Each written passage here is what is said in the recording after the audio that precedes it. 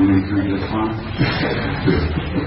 Before I begin, I would like to say a couple of words of deep appreciation for the sponsors and the people who have put this program together.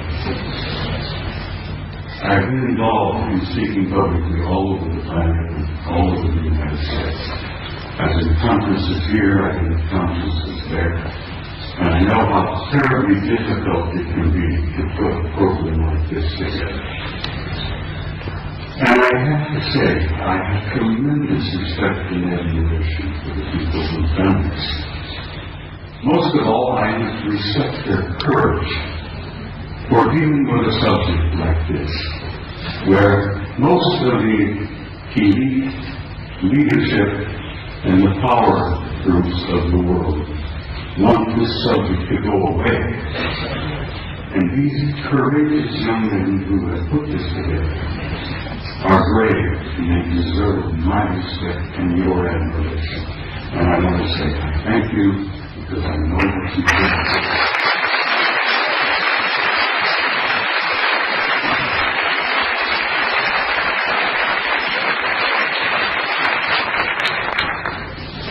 Now, I must explain something else to you. I never read from a script. I don't have a prepared script to follow. I get up on the stage and I talk to people like yourselves, and I kind of weed it. I have so much material, and I have such a problem of keeping it under the allotted time that I've been given. I have come today prepared to speak to you for 3 hours. I only allowed 1 hour to fit in. So something's going to have to give. But bear with me, I'll do the damnedest job I can. And it's important that you see the photographs of the NASA pictures that I have brought with me. Now, my journey began 45 years ago. I began a journey that if I had known then what I know now, if I had known the pain, the anguish, the heartbreak that I was going to experience over these 45 years, I might not have started that journey at all. But here I am in Barcelona in 2009, with some of the most delightful people I have ever met. And looking back, I find that the journey was worth the effort. It was worth the pain, it was worth the heartbreak. And I'm delighted to be here. And I'm delighted to see all of you out there. And this is such an encouragement to me that people are beginning to demand the truth. They know they've been lied to from the very beginning. And they want to know. And I'm going to hear this afternoon, hopefully, contribute one small measure to helping you understand and helping you know. Most of my adult life, or most of my first part of my adult life, I was a professional soldier. I was in the Army. I joined the Army in 1950 to avoid the draft. Ended up going to officers' candidate school, and so help me God, while I was going to OCS at Fort Riley, Kansas, the North Koreans invaded South Korea, and the next thing I know, I'm on the front lines of Korea being shot at by a bunch of pissed-off Chinese and North Koreans who tried to kill me. And I had nothing against them. I didn't want to kill them. Here I am, 1951, leading combat troops in Korea in one of the bloodiest wars we have ever had. And the rest, I guess you could say, is history. I led combat troops in Korea in 1951.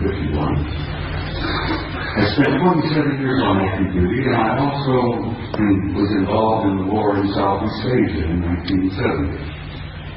Where I was part of an organization that gathered intelligence in the jungles of Southeast Asia, South Vietnam, Laos, Cambodia. tell you, some of those years were rather harrowing. The most harrowing experience I was to have was when I was assigned to Paris, France in 1963 to what we considered in those days a flight assignment, a plum assignment. I was able to go to Paris, France, take my family with me, and my children went to high school in Paris. And as I said, it was a plum assignment. I had no idea what I was to find when I got there. When I arrived in the summer of 1963, I arrived with a top secret clearance. When I arrived at Supreme Headquarters Allied Powers in Europe, which was located at that time in a small town known as Roquencourt, right outside of Paris. My security clearance was upgraded to cosmic top secret, which was then and still is today the highest level of security classification that NATO has. I had to have a cosmic top secret clearance to work in SHARC, Supreme Headquarters Operations Center, the War Room. I was a senior master sergeant at the time, and when I was assigned in SHARC, I was given the job of maintaining the duty roster and worked on a 24-hour basis day after day after day. And I was given the job of running the duty rosters, and I worked in SHARC. And back in those days, let me tell you, the war rooms were somewhat primitive. You see pictures today, I'm sure, of control centers of most major installations like SAC in Colorado Springs. Everything is electronic. Everything is demonstrated on the wall, extensions just like this beautiful subject. Back in those days, we had teletype, we had field telephones, and if we wanted something on the display, we had to go up and take a pin and put it on the wall and show the controllers where this division was, where that Soviet regiment was, and so on and so on. Very good. When I arrived in the summer of 1963, I heard rumors about a study that was underway.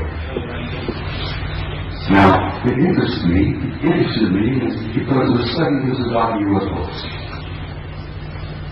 And I was intrigued by that possibility. I was curious about UFOs. I had no idea then what they represented.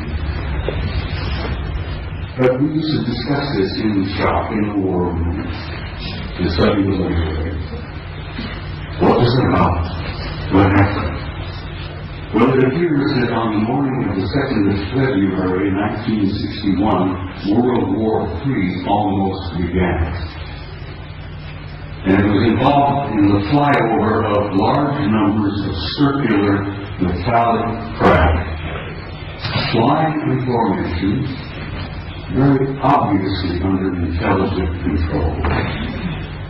And they would fly out of the Soviet sector in the Warsaw Pact toward the west, in formation at a high rate of speed and a very high altitude. And they would turn north over the English Channel, over the southern coast of England, and then they would disappear off of NATO radar over the Norwegian Sea. On that morning of 2nd February 1961, World War III almost began.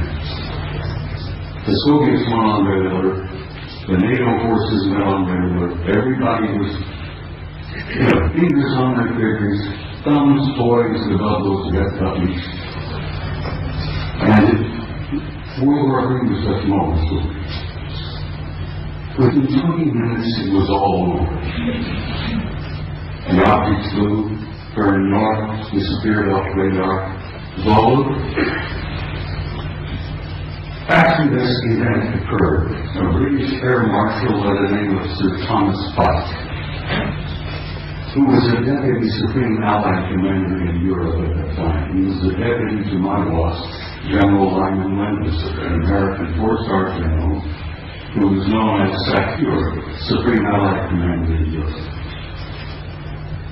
Air Marshal Pike says, "I've had enough of this. These objects have been showing up regularly from time to time. And as I said, they almost triggered a war. Air Marshal Pike said, we're going to have to come to terms and find out what the hell is going on here. I want to know. So he began a study. He initiated a study in State Headquarters that was to last 3 years. They published it and they issued it in the summer of 1964 while I was there working in the war room.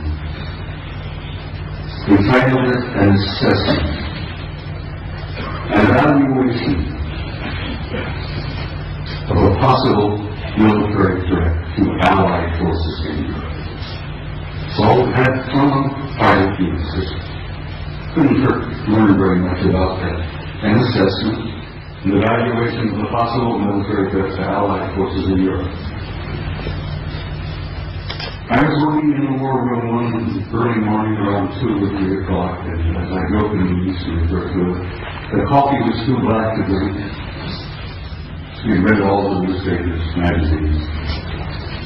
Many of you have heard military life is about 99% boredom, broken up with 1% of sheer terror. And that's the way it used to be, and that's the way it probably is today. I'm sitting there nodding off, and this American Air Force full colonel looked at me and he says, "Wake up." He went over to the vault. The vault inside was a walk-in safe. We opened the door and walked in, and we got classified documents in there. The colonel went over to the vault, the file, and pulled out this document and threw it on my desk, and he says, "Read that, that'll wake you up." Ladies and gentlemen, my life changed. I opened the first page and I couldn't put it down. I read it and read it and read it, and I read it every time I was on duty in the war room. I was shocked, I was stunned by the implications of what I read in that study. And as I said, my life has never been ever quite the same. The study, briefly, and I have to briefly lay this out. I could talk for 2 hours about this, but the study simply concluded this. Is there a threat to Allied forces in Europe? Apparently not. They concluded that the planet Earth and the human race had been under some kind of survey or observation going on for hundreds, if not thousands of years. They concluded in 1964 that there were at least 4 different groups coming here, observing us, surveying us, analyzing us, closely watching us, what we were up to, what we were doing.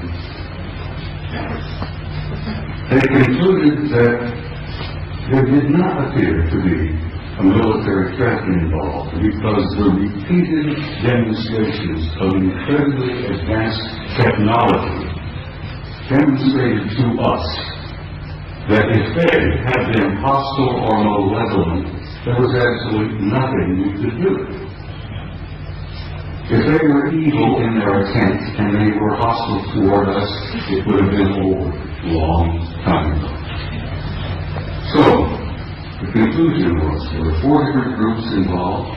They had been coming here for a very, very long time. Apparently they were not malevolent or hostile. The question was, what the hell are they doing here? Why are they here? And why are they interested in us? Well, they did not know in 1964 what their agenda or their motives were. And I will tell you honestly and frankly that even today, our authorities, our senior military, our national security people, still don't totally grasp what their motives are, what their agendas are. So this study in 1964 was simply a beginning for me. As I said, I was never quite being a singer, and I jokingly say I used to be a normal human being. And after I read that study and launched on my 45 years of research, I lost all aspects of normality. I will be frank and tell you that over the years of my study and the material that I've learned and gathered has brought about in me a complete destruction of my old world view, my old world paradigm, the world view that I held since I was a kid, growing up. Everything made sense, I knew why we were here, where we were going, what was taking place. After I spent 45 years on this, it all collapsed around my knees. That was the destructive aspect of my personality. That was the part that changed me completely from the kind of human being that I had been before into the kind of human being I am today. Ladies and gentlemen, I'm totally alienated. No pun intended. I've said in a couple of interviews and briefings that I have had, for many, many years, a love-hate relationship with the human race. One moment I love you, the next minute I hate your guts.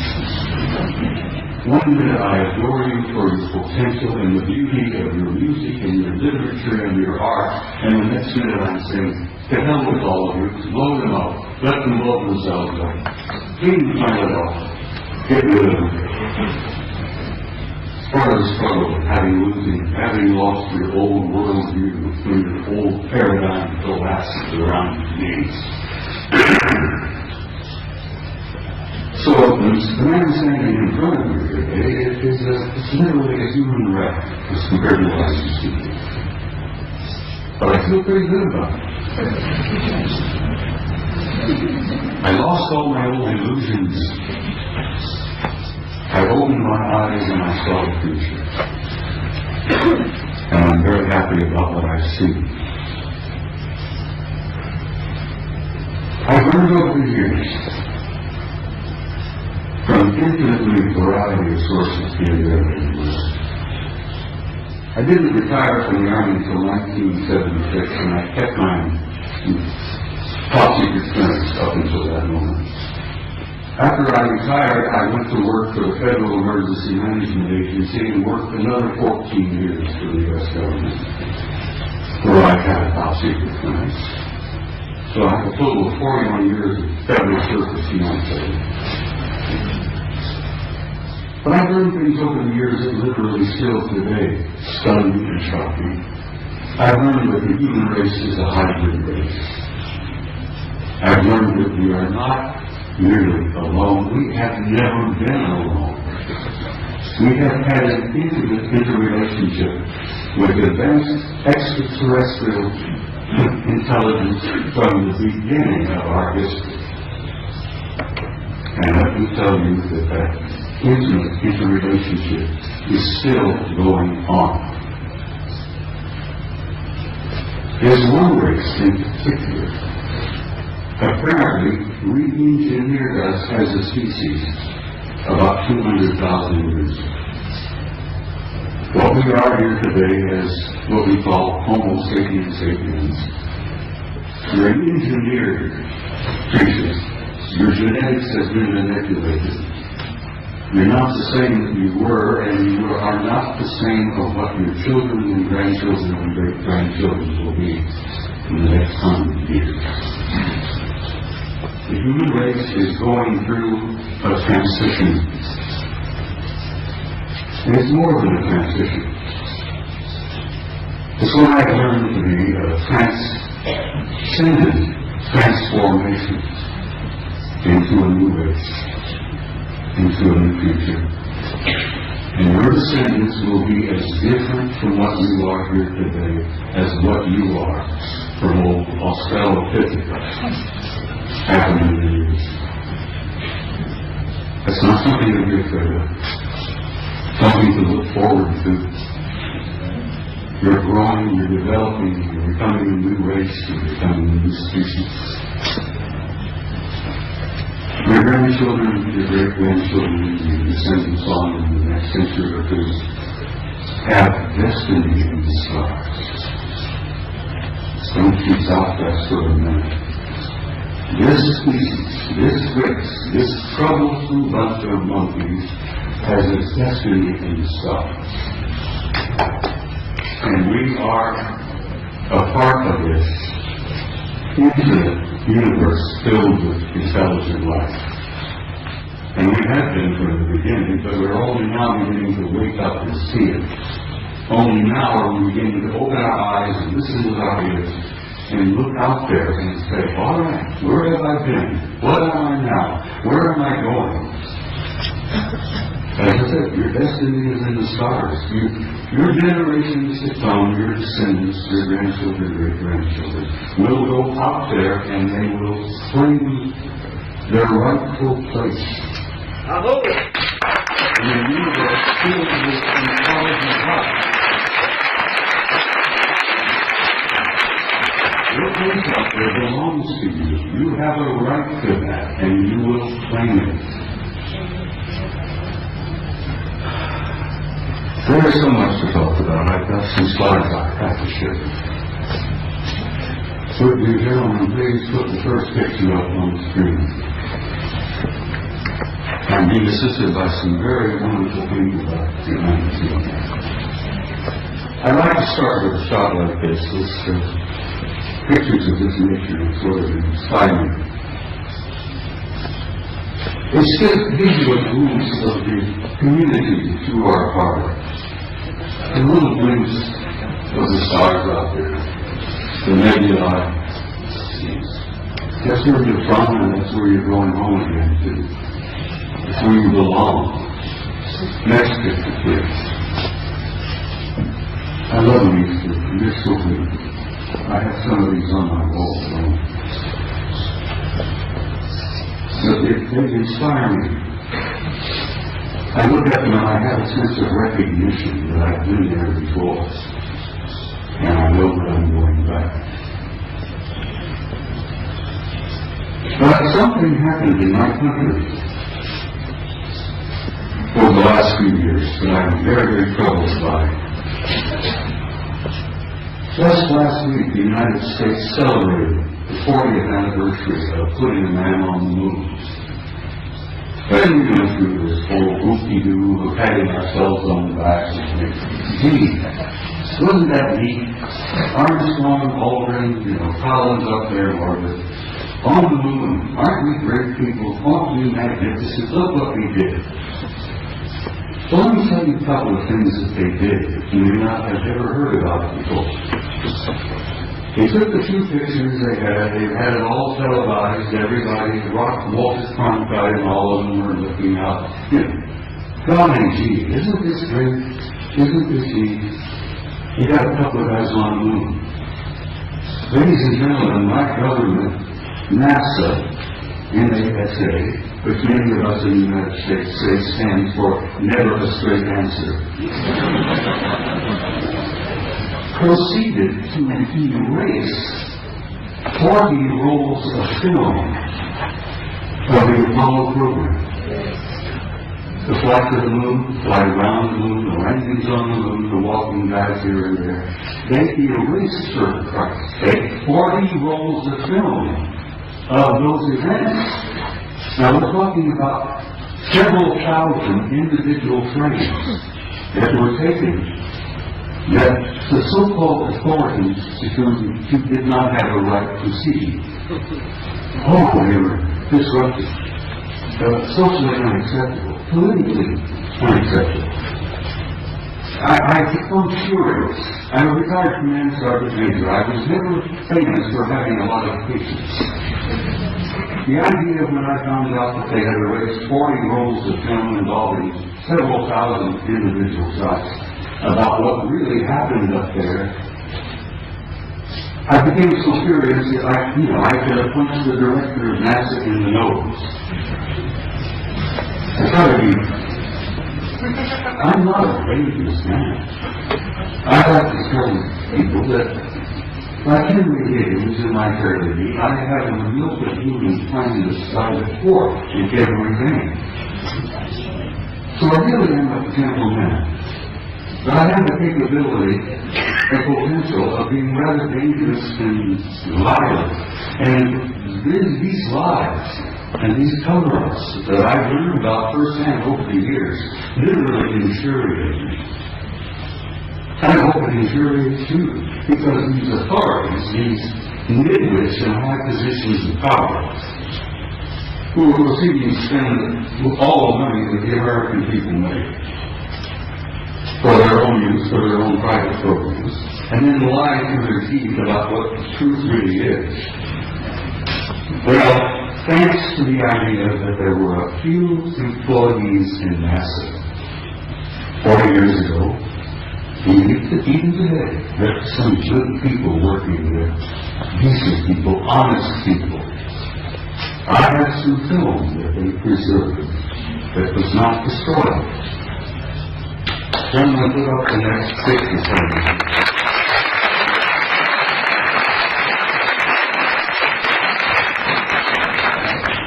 This is a NASA photo. This is Apollo 12. Apollo System 12, roll number 50, negative number 7348. They were flying over the moon before they landed. They went into orbit around the moon. As many of you, I'm sure, if you know the system, you know the procedure. They went into orbit around the moon, and while they were there in orbit around the moon, a number of anomalous artifacts began showing up, showing interest in them. Next picture, please. This picture was taken by Neil Armstrong. While they're looking out of a window of their little craft, this object flew by. There's the moon in the background, of course, and there's this object that flew by the window, that little craft that they were riding in. Neil took the Hasselblad camera that he had, put it up to the window, and snapped this picture. Next picture, please. NASA Apollo 12. Roll 51, negative number 8653, something like that. Now this is a good-sized object. It's just several hundred feet in diameter. That came up next to the lander, flew along beside them for a time. The guys in the Apollo crafts put their camera to the window and snapped the thing, and I've always jokingly said there were guys inside of this taking pictures with an asset. We were photographing them, they were photographing us. Next picture, please. Photo NASA Apollo Systems number 14, Apollo 14. Roll 70, negative. What is it, 9827, I think, or 8827? This is the Landsberg crater on the moon. The guys in orbit above the moon were particularly fascinated by Landsberg. They had been given a special assignment to take pictures of Landsberg because the crater, which they designated as Landsberg, had things going on in the crater that were very anomalous. There was construction going on. There were enormous facilities with the crater up there.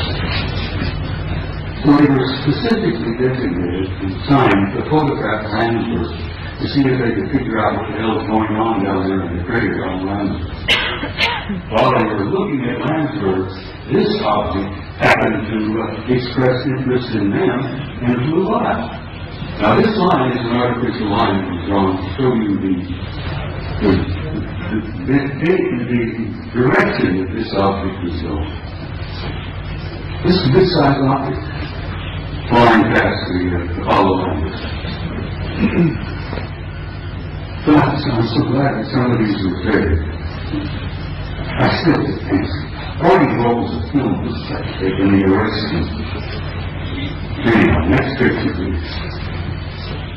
It's the same photo of Landsberg, but the next negative, 93.8. of this object system flying by.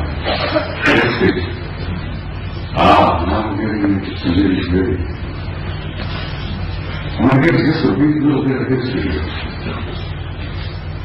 Back in the early days of NASA and the Apollo program, I got this picture from the Japanese Space Agency, the Japanese NASA. They had a tremendous program going over there in Japan. You know, the Japanese were rough people. So the Japanese Space Agency had signed a contract with NASA years and years ago to buy copies of every picture NASA took during the Apollo program. And I'm sure the Japanese paid a sizable amount of money for this contract.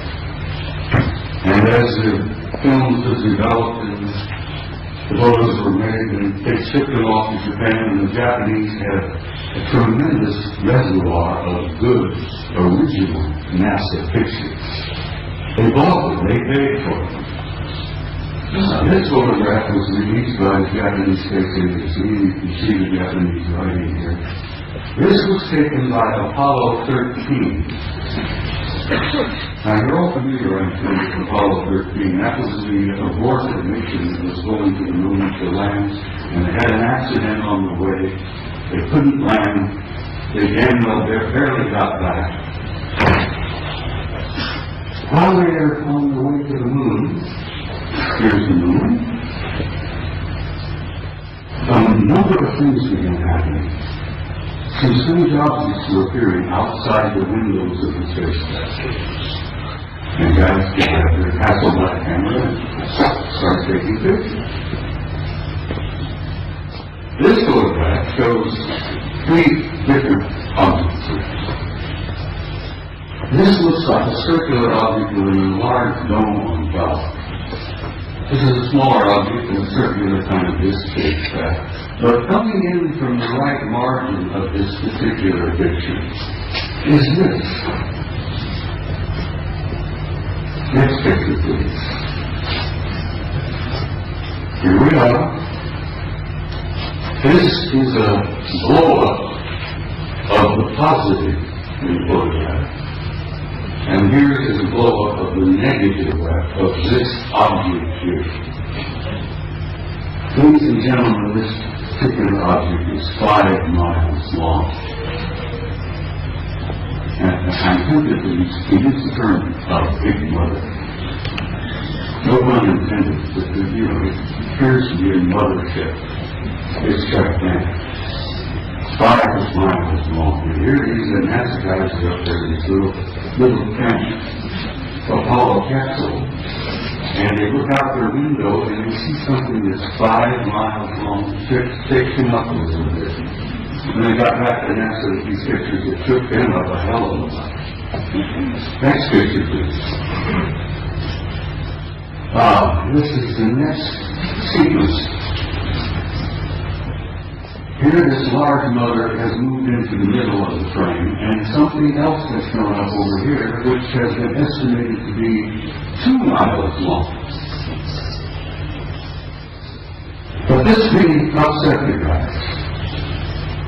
I've never been able to find out which one of the 3 Apollo members of the Apollo 13 groups would admit to ever having taken these pictures. Because as you know, the Apollo astronauts were threatened with their lives. I kid you not, they were threatened seriously.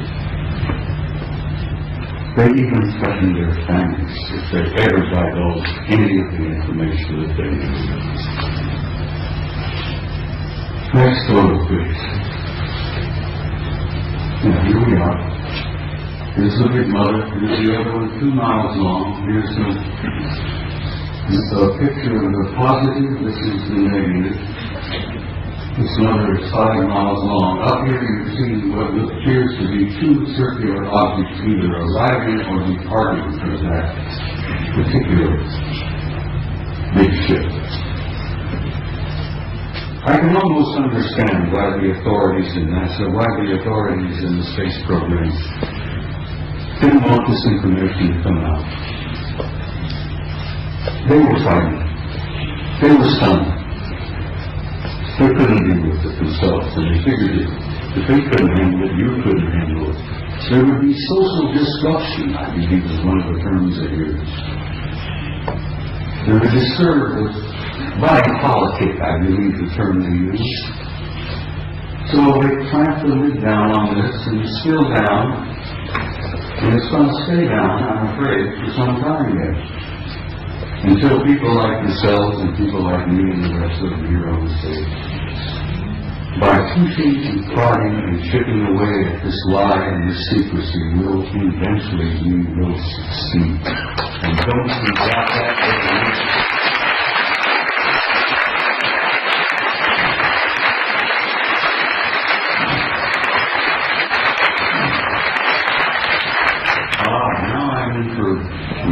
You're in for another photograph that I think will stop you some.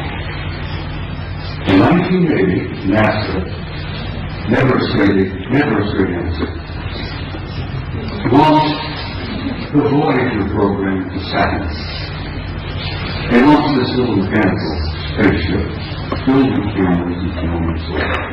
Wanted to go to Saturn because something had been going on in the rings of Saturn, around the moons of Saturn, that didn't make a lot of sense. Some anomalous events were taking place in Saturn, near Saturn, at Saturn. So they launched the Voyager in 1980.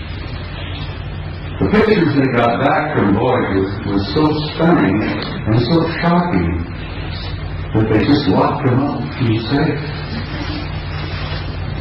Fortunately, I met and developed a friendship with a retired NASA scientist by the name of Norman Bergman. Norman Bergman worked for NASA for about 30 years. He was a technician and scientist on the Voyager program to Saturn in 1980. Norman decided, after waiting a number of years, for NASA and the authorities to be candid and honest and forthright and tell us what they really found of Saturn. And Norman got so frustrated he wrote a book. Now, he couldn't get it published in the United States. No American publishing house would even touch it. Norman Bergman had to go to Scotland, for God's sake, to Aberdeen to get his book published. And he did publish it. He did succeed. He got his book. It's a piece of genius. It's a beautiful piece of work. And the things that they photographed here at Saturn appeared in print for the first time. This is the A-ring of Saturn. Now, I think you're all familiar with what Saturn is like. It's a beautiful planet. It's giant. It's a big, but it's got rings all around. Well, this is the A-ring, and here is an object that is self-luminous, obviously artificial, larger than our moon, that seems to be moving all around throughout the rings of Saturn and among the moons of Saturn. And Saturn's got a couple dozen moons. This object here, as I said, larger than our moon, moving all around apparently under intelligent control in the rings of Saturn. Now, try for a moment, if you can, to imagine a kind of a technology that is capable of constructing something larger than our moon, that's artificial, that moves around wherever it wishes to go, that's probably got several thousand guys inside. That is shocking to some people. That's good for foods. This is the piece de resistance, I guess, is the French term. Here you have another self-luminous, artificially constructed object, circular in shape, larger than our moon, that is also moving here, there, and everywhere, throughout the rings of Saturn and among the moons of Saturn. You know, it's had to be intelligence at work. But this is the one that really blew the NASA people on the Voyager program out of the water. This is an object, guys, is 2,000 miles long. It's 400 miles in diameter. It's an artificially constructed. Norman calls it an electromagnetic vehicle. He says they appear to be making the rings. This is one of the rings he's got. I think this is the ring. Norman says he thought they were probably making the rings. I said, Norman, you ever consider the possibility of they being mining the rings? Because I think the rings are probably rich in nutrients, minerals probably. And an incredibly advanced civilization, I think, would work out some system of mining those rings for all the minerals that are out there and utilizing them. Because space is filled with wealth, energies of all kinds. They never have to dig another hole in the ground like we do down here. Space is filled with energy. This is 2,000 miles long, and here on this end there seems to be something like an exhaust or a flare of energy of some kind. It's probably a result of engines of some type inside this thing. But whatever it's doing, it's there, and it's a recognition and a representation of an advanced intelligence. And that's one of the things they don't want you to know, that we are confronting and relating with an intelligence that's so far beyond our own. We're looking at and talking about what's known as a Type 2 civilization. Now, for your own interest, I suspect most of you suspect this, that you are all members of the 0-0 type civilization. Beyond us, hopefully in a century or two, we might become Type 1. But this is the representation of the Type 2 civilization. And Michio Kaku, the famous Japanese-American physicist in New York, has put out this concept about Type 0, 1, 2, 3, and 4 of the kind of advanced cultures and civilizations we will probably meet out there. Well, we probably meet out there. We've already met them. They're here. They're in our midst. So, I think I bought about 15 or 20 of these pictures, but I simply had no time. I don't have the time to show them all. So I show them to you here, and I think I've piqued with curiosity. And I think most of you are pretty bright people, and you know you've been conned. You know you've been lied to. You're not fools. And I think you know who you are and why you're here and where you're going.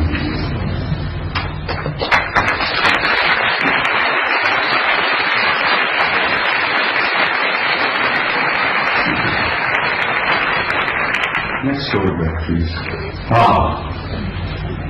This is a photograph taken by our Mariner space vehicle that we launched back a number of years ago. This is a picture of a facility on the surface of Mars. Now, this facility is located on the equator, and it's on the surface. And those of us who studied it, and we've discussed it with each other, called the airport. And I said, this is the parking lot. This is the administration building here. This is the Navy terminal here. And I imagine it's a pretty busy facility, it's coming and going.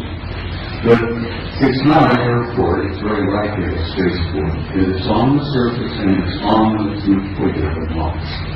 And if you're ever interested in launching a vehicle from a planet, you put it on the equator and you take advantage of the rotation of the planet to assist in the launching of your vehicle.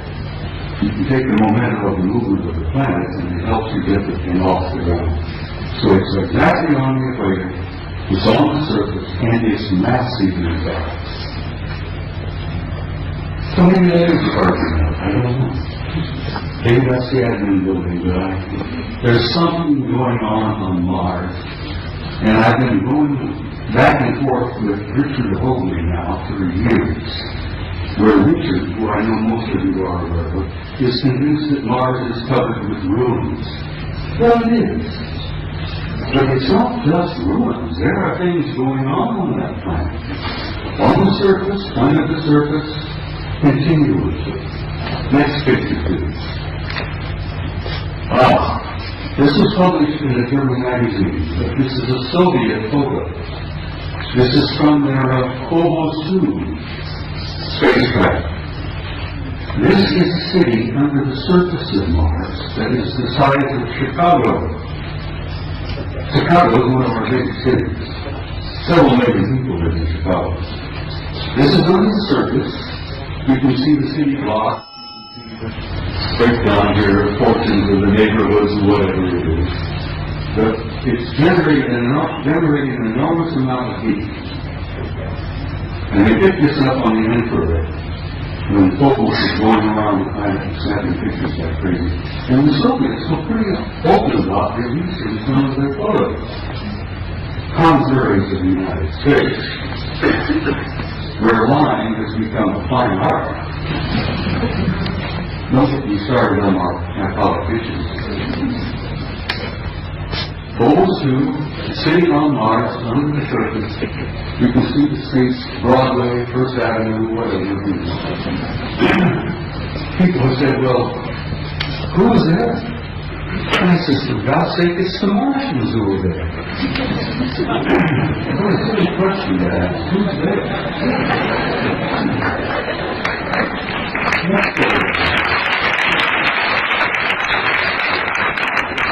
Now, I love this picture. I'm in love with this lady. Your ancestors and mine called her Gaia. She was feminine. She was a goddess. She was sacred. This beautiful lady has a respiratory system. She has a circulatory system. And she has a heart. And she's our source of life on this planet. We needed her. We need her now. We wouldn't be here if it were not for her. We talk about Holy Land, Mecca, Jerusalem, here, there, everywhere. That is the Holy Land. That beloved planet.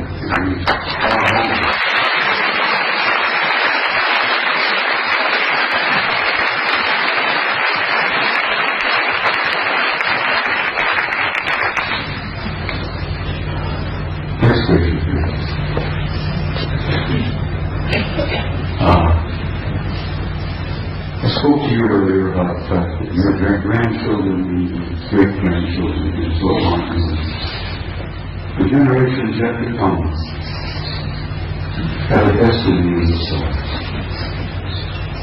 And in time, they will go out there and claim their rightful place in that infinite community of life.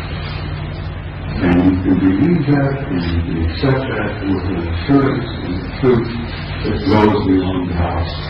The destiny of this species and this race, this troublesome planet of monkeys, is in the stars.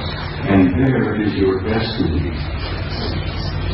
And I want you to understand that you have some hope. And don't get depressed. Because you're going to be undergoing some very difficult times in a few years yet ahead. We're going through this transition, this transformation, this transcendent transformation into another species, into another race.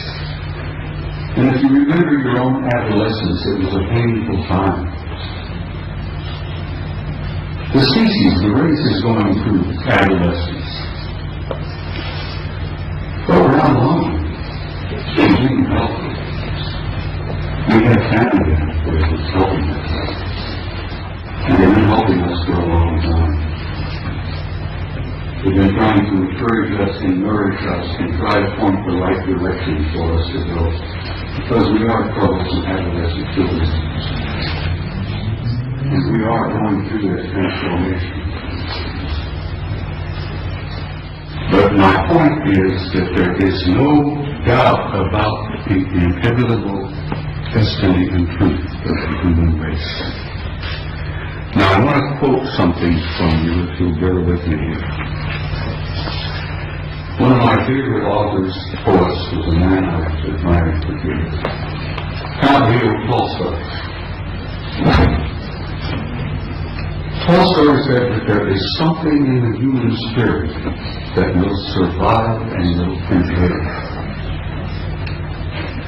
That will survive and prevail, and there is a tiny and brilliant light burning brightly in the heart of man that will not go out no matter how dark the world becomes.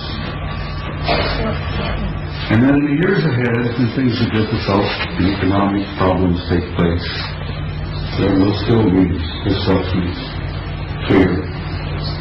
But sadly enough, I'm afraid there will still be blood and disease.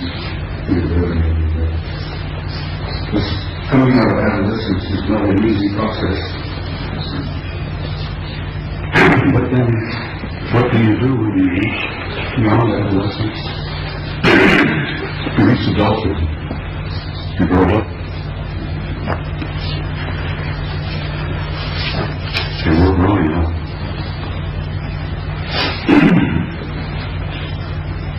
Ladies and gentlemen, my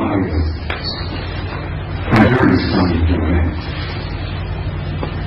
But for many of you out there, your journey has just begun.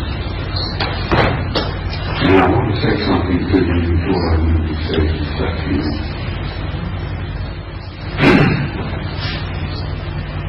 No matter how dark the world becomes, and you have to be sure, as Tolstoy said, there is a spark, there is a flame burning in your heart that will never go out, no matter how dark the world becomes. And as my journey is coming to a close, and some of you, your journey is just beginning, I wanted to say to you, in a term that I think is absolutely appropriate, you stand and suggest the beautiful terms of the word. Life on wheels.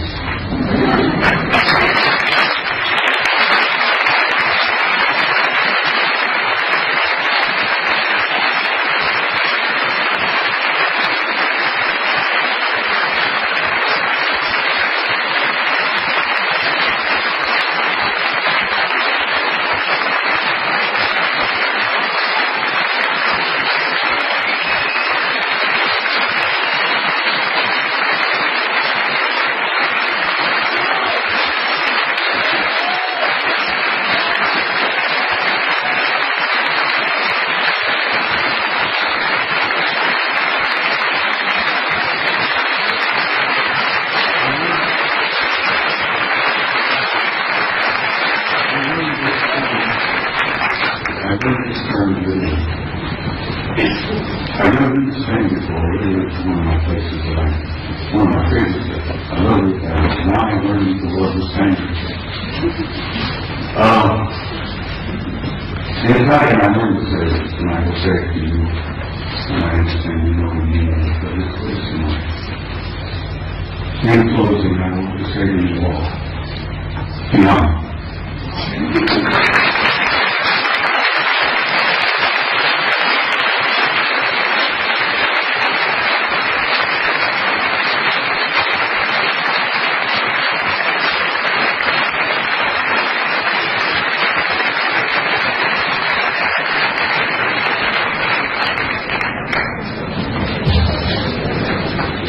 Bien, ha llegado el momento de descanso. Sí quería comentarles que justo... I'm very happy from Project Camera. This is give me a mic. Henry has something he wants to say about.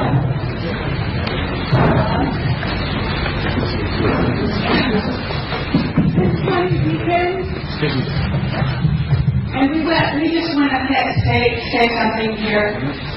This is Henry Deacon from Project Camelot, for those of you who are familiar with our website. And he's here today, and he's here at the conference. He has something he'd like to say about About Mars. About Mars. I don't have any words, but Bob just expressed everything that I would have said. And I can confirm it because I've been working in top secrets for 30 years. At top secret. We share a common background. But I just met him recently here. And I can only say that yes, there's life on Mars, there are bases on Mars. I've been there.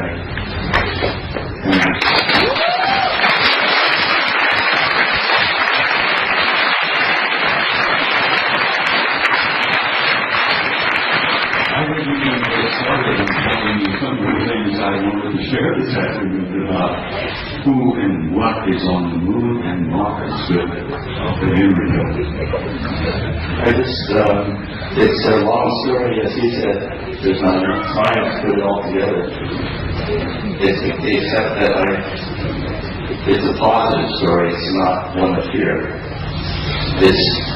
He showed a picture of Mother Earth, and it's giving birth, and there's birth pains, but there's a child that's being born. And just forget about the fear, because that's just a real temporary thing. There she is. So, a friend of mine, Angelica, who no one knows, the UK, she calls us the Emerald Planet. And it's alive, yes, it's very much alive. We're a part of that good life form, and it spreads, the life spreads throughout this whole galaxy. And the rest of our family is watching and waiting and helping quietly behind the scenes. And I've been fortunate enough to be able to meet family that don't just live here on Terra for a long, long time, even before I was in government work. So thank you.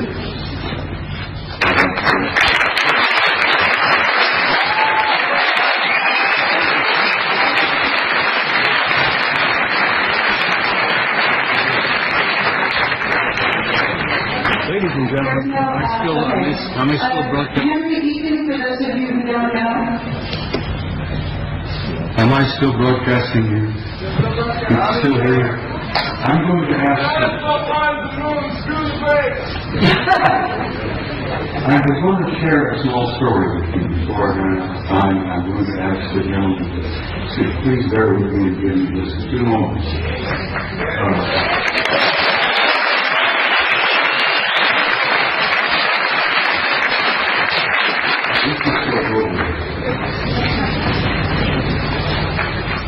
I attended my son's retirement ceremony in Washington, D.C. in November.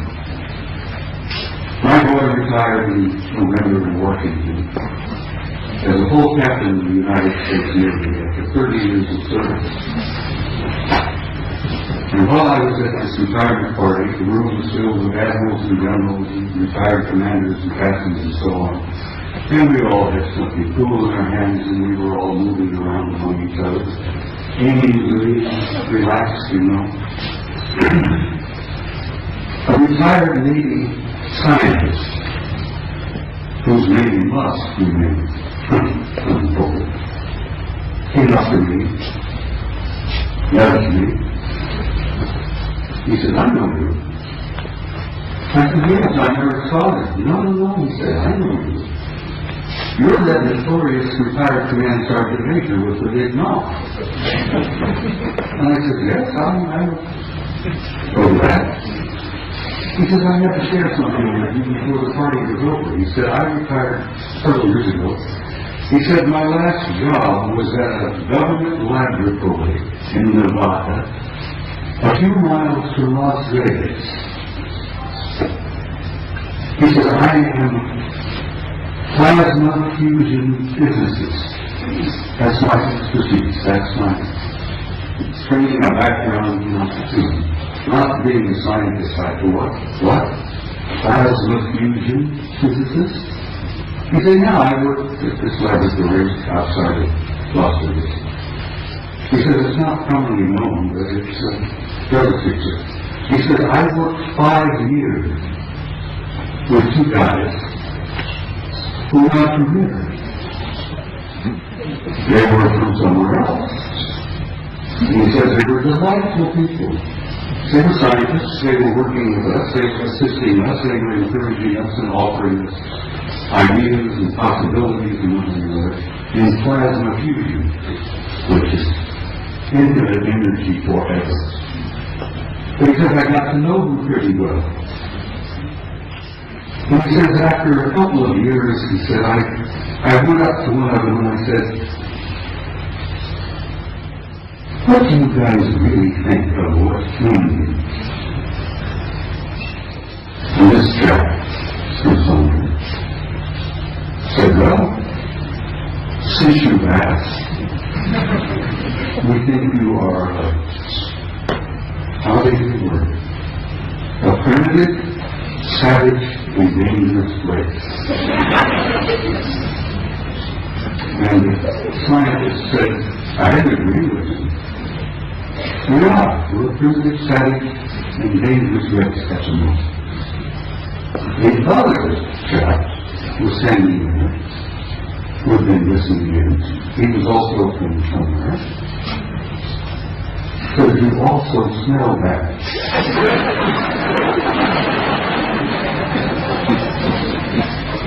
You humans stink. In nothing personal, mind you know, we find that you don't smell good. And the scientist said, my first thought was, I didn't spray under my arms this morning, and they tried to explain that we humans have a psychic odor about us that they pick up and they find it terribly offensive. But it hit me between the eyes because when I was a boy growing up, my grandmother used to say, if we could only see ourselves as others see us, it would help so much to develop our integrity and our character and all that. And this remark of my grandmother hit me, that we were getting this so-called from a horse's mouth, from one of our extended family out there, that you're primitive, savage, and you're dangerous, but you also stink. And I thought that was humorous, and I shared it with Gogo, and she said, please include that in your presentation. So Gogo, bless your heart, I did that for you. Good night, everybody.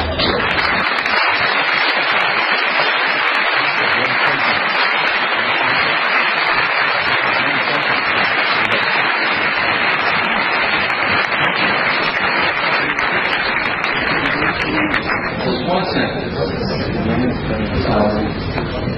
It relates directly to what Bob has said. If you want contact, raise your spirit heart. And that's what they want. Because they don't want to mix with you with your savage beasts. It's that simple. Just relax and be happy and work with each other. It's a very simple message. Thank you, Henry. Thank you.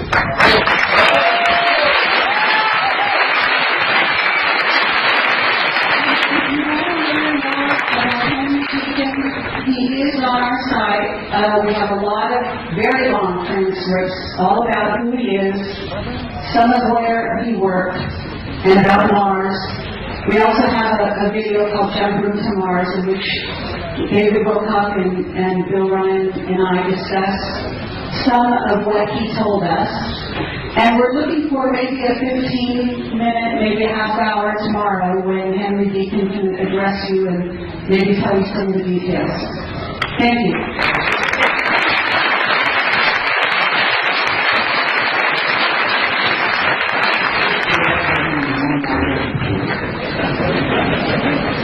I must add this. I have traveled all over the planet and spoken at conferences all over the world and all over the United States. I have never been to a conference of this nature. without there being at least one, and generally two, of the others in the audience. And I want you all to think about that and look around you and know that in your midst,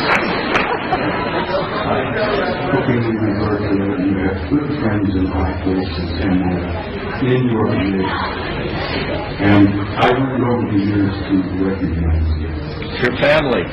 Exactly. But like Ingo was on, I developed an intuitive ability to spot them and recognize them. And now I have them coming up to me in conferences, introducing themselves to me. And there are no nuts, no limits. Life is infinite and forever. And God bless all of you. And I will say good night.